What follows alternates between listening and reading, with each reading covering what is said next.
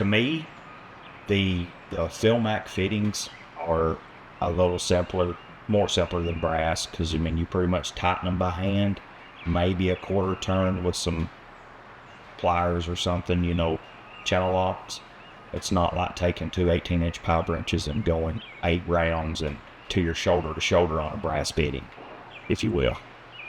So yes, I would say yes, and it is quicker.